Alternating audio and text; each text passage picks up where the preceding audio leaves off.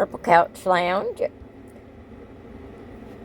We're on day 1, Monday 4/7. This is day B. We're going to do our quick fix sentence of the day. Miss Richardson is out of town on a little mini vacay. So, everybody try to keeping on. If you need any help, reach out. I'll help. This is what I hope to see. Our standards this week are going to be 2.1, which is text features. Guys, gals, dolls, ladies, and gentlemen. These children know text features like the back of their hand, but as soon as the directions say, which text feature helped you, blah, blah, blah. These children are going to pick the craziest thing you can think of as the answer, because their brain just says, oh my, what's a text feature?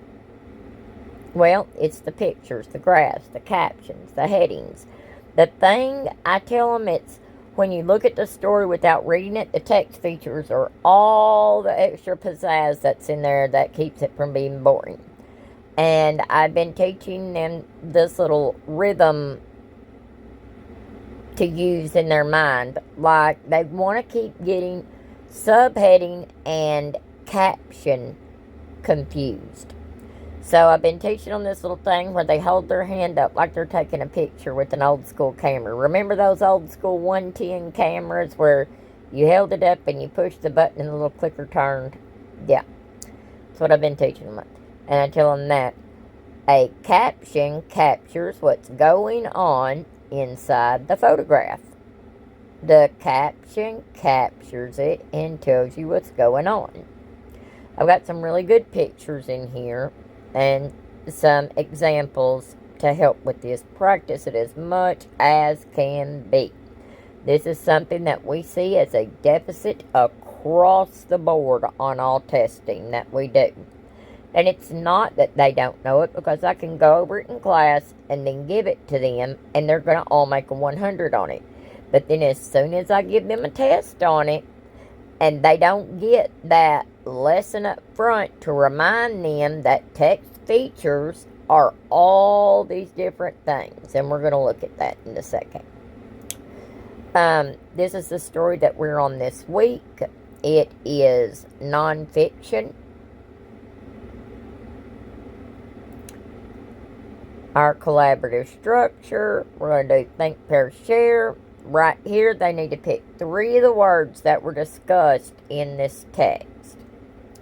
And urban, suburban, and rural.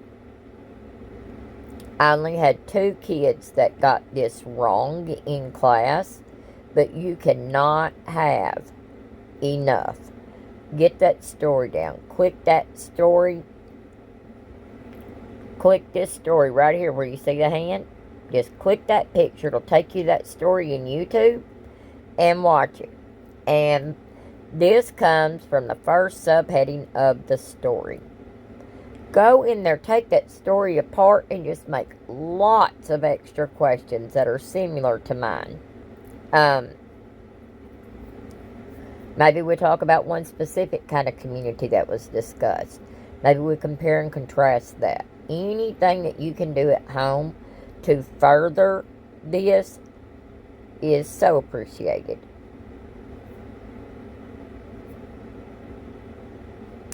The main thing they need to understand is, urban is that in-town, big tall buildings, lots of hustle and bustle, think downtown Tallahassee. Your suburban is going to be your Lake Jackson areas, and then your rural is going to be like out at Havana and stuff. I told the kids, think about it like this. In the urban, you have no yard. In the suburban, you probably have a parking lot, maybe a strip of grass. In the rural, you got a yard you got to mow. Greek and Latin roots are affixes. And I am so happy to say that the kids that are working on grade level in Lexia are now getting A fixes in their challenges. And I'm just blown away. They are flawless at it. And that is because of our school adopting this right here, what you see on the screen, Greek and Latin roots. It's not even a kindergarten first and second grade standard, but we're exposing them to it. These are your K-12s, which means they should have some understanding of a little bit of it. What we decided to do this year was expose them to all of it. And you know what? It has proven to be successful. I mean, they are flawless on it. I see this flooding out into their INGs and their EDs and things like that. Just blows my mind. One of the kids today took apart a word and told me what it meant because of the affix sub being on it. I said that's substandard. And the mirror said, Miss Wrinkle, that's an affix.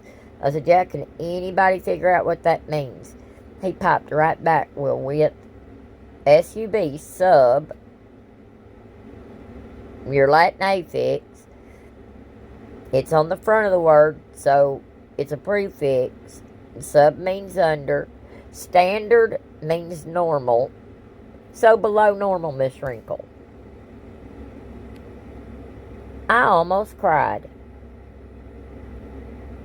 Amazing.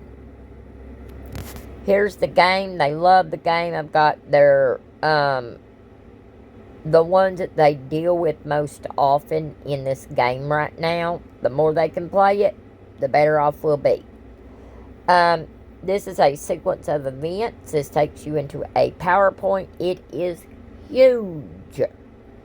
Pick a few slides a day to work on. Make yourself a note where you left off today and pick up the next one tomorrow. Do a story a day. Gosh, I love how you guys are interacting with us in this classroom on these slides. When I think back to the beginning of the year when I thought, man, these things are going to take forever. Well, they do take forever. They wouldn't take forever if you weren't dealing with my OCD, but it is so worth it. I love doing them. I love that you're working with them, and you all are amazing co-teachers. It's just that easy. If you made it to the end, you finished class. Toodaloo, kangaroo.